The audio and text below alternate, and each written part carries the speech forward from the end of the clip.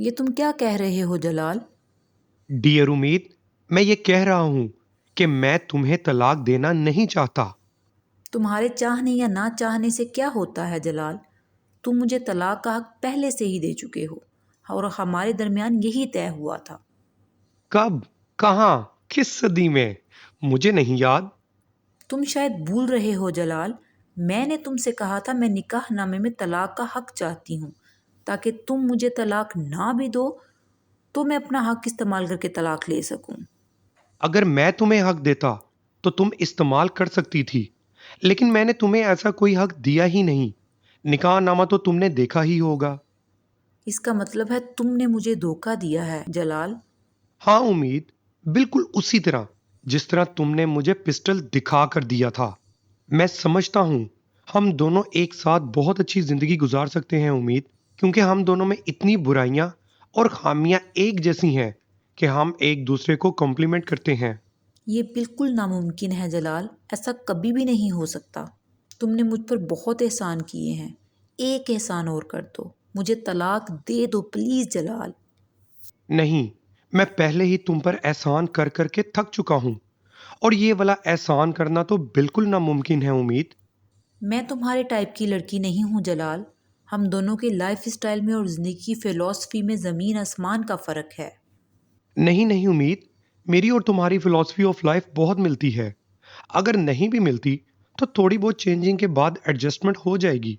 मैं तुम्हें किसी सूरत तलाक नहीं दूंगा। तुम मुझे अच्छे नहीं लगते हो जलाल। तुम ये बात क्यों नहीं समझते? मैंने तुम जैसे इंसान के साथ ज़िंदगी गुजारने के लिए अपना घर बार नहीं छोड़ा। क्यों? क्या कमी है मुझ में? उम्मीद में तुम्हारे उस अली से तो हजार दर्जे बेहतर हूं, शक्लो सूरत में भी और फैमिली बैकग्राउंड के लिहाज से भी। सुनो जलाल, मैंने अपने घर वालों के कादियानी होने की वजह से और लादीन होने की वजह से अपना घर बार छोड़ दिया। फिर ये कैसे मुमकिन है कि मैं एक ऐसे इंसान से शादी कर लूं जिसका कमरा बरहना औरतों की तस्वीरों से भरा पड़ा है, जो शराब पीता है और जो एडवेंचर के नाम पे खुदकुशी करता है? ऐसा हो ही नहीं सकता। मैं ऐसा सोच भी नहीं सकती। तुम मेरे साथ जिंदगी गुजारने का वादा तो करो उम्मीद। मैं खुद को बदल डालूंगा। मैं उम्मीद को जिच करने की पूरी कोशिश कर रहा था। अगर तुमने मुझे तलाक ना दी तो मैं कोर्ट में चली जाऊंगी जलाल। यू आर मोस्ट वेलकम उम्मीद। कोर्ट से ज्यादा अच्छी जगह कोई मेल मुलाकात के लिए हो ही नहीं सकती।